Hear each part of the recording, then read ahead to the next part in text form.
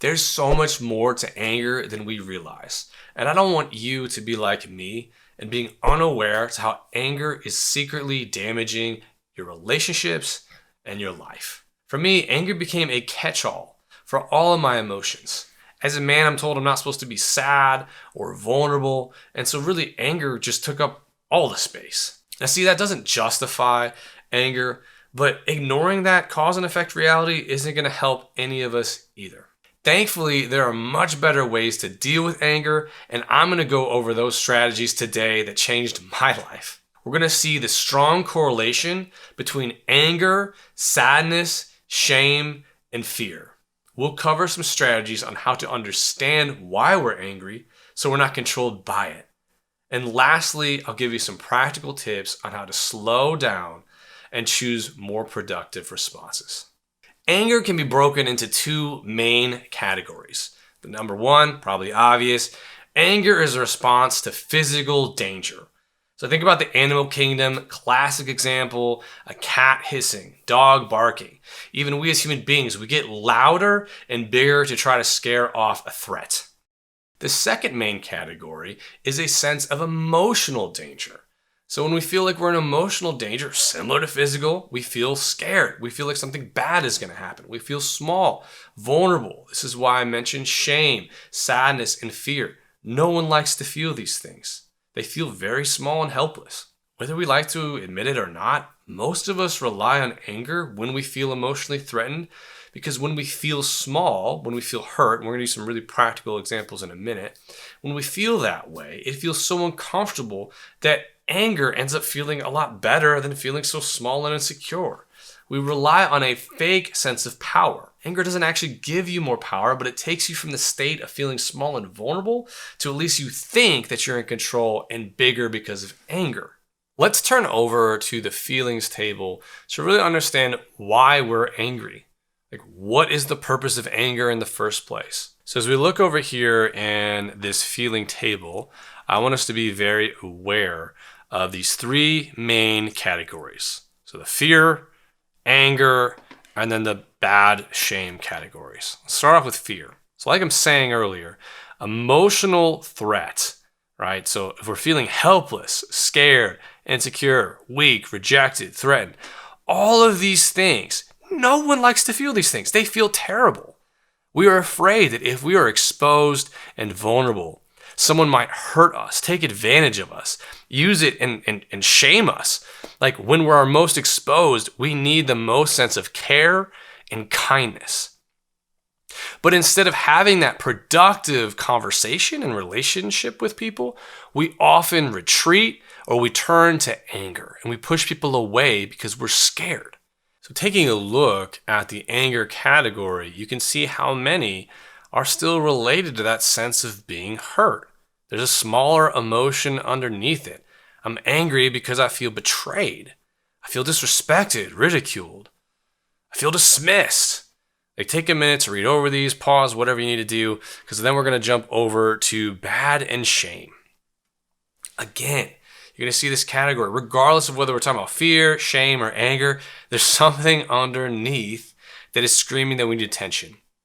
So if you look over this category, we see the judged. Man, if you feel judged, that doesn't feel good. You tend to probably get defensive or go on the attack or pull away. But at the end of the day, if you're like, hey, you probably didn't mean it this way, to a close friend or someone you care about that you think they're going to listen to you. You probably didn't mean it this way, but man, I feel really judged when you're saying like that. I feel like you're saying that you're better than me. That is so much more productive than just being defensive and angry. Same with feeling unlovable or disgusting, insignificant, unwanted. If we actually communicate what is bothering us, we can have a productive conversation about it. But if we just rely on the anger takes up all the space. And now we're either fighting about now we're being a jerk, and so that's why we're fighting with our loved one, or it's defensiveness, which isn't productive. Like, there's all these different unproductive routes, but the real route is understanding why we're angry, naming why we're angry, and actually having a productive conversation about it. If I feel shame, I feel like a piece of crap. It means I don't think that you care about me. I don't think I matter to you. I don't think I'm worth knowing or wanting or loving because I feel like terrible and worthless. And if I let that emotional threat sink in, and now I get angry because I'm insecure and I'm reading into anything and everything that you say, every facial expression that you make, I'm reading in a sense of feeling threatened and that you're coming out to get me. That is where communication breaks down and anger gets a bad rap.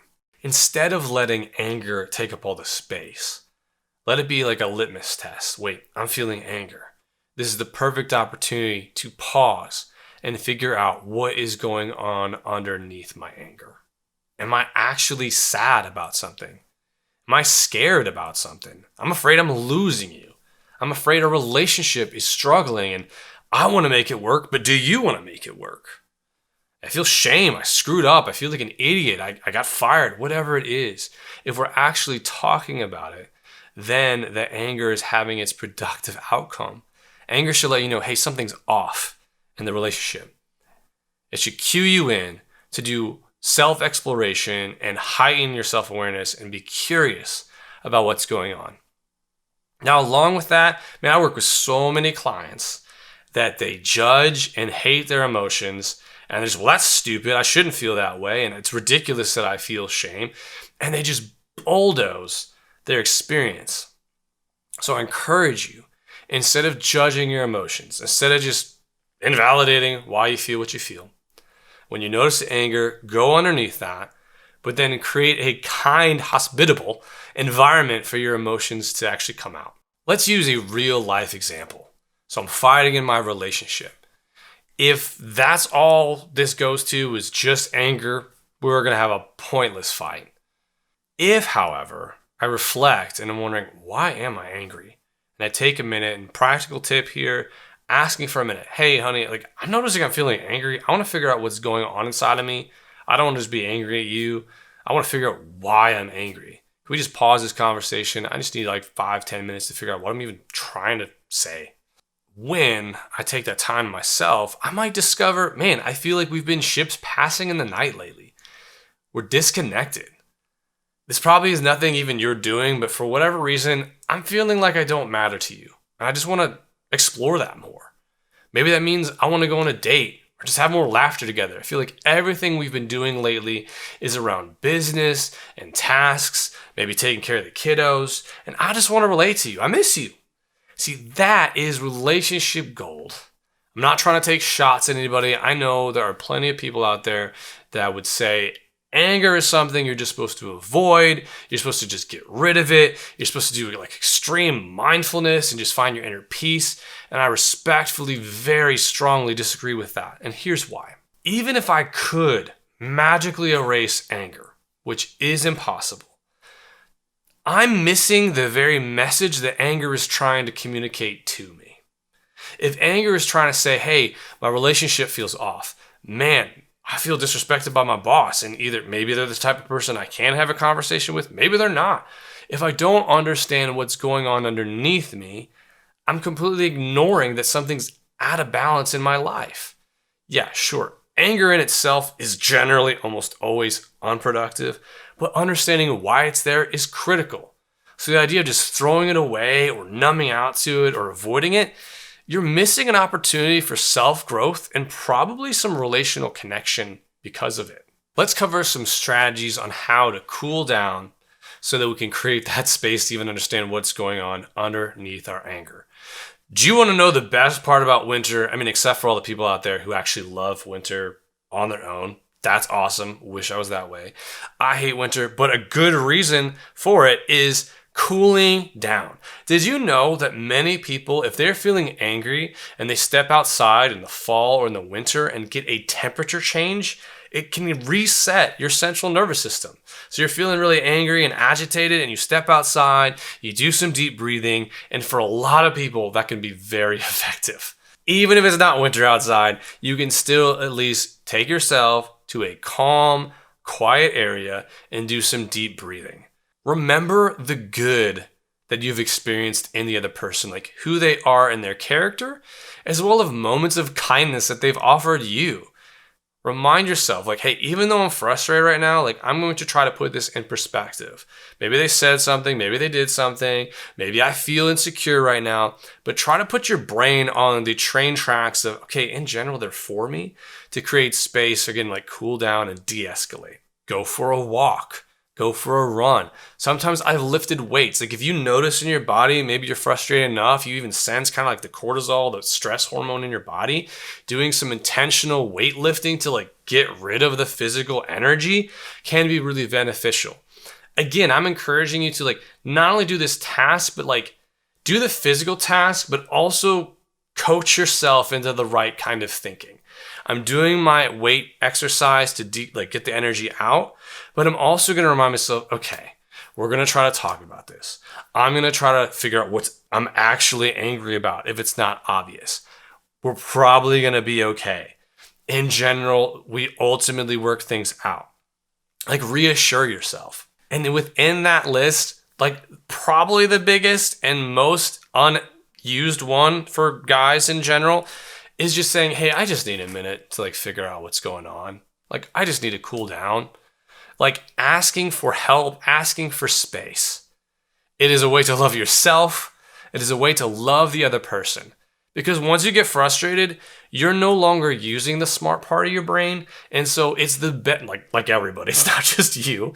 We all need to then pause and recalibrate and figure out what's actually going on underneath.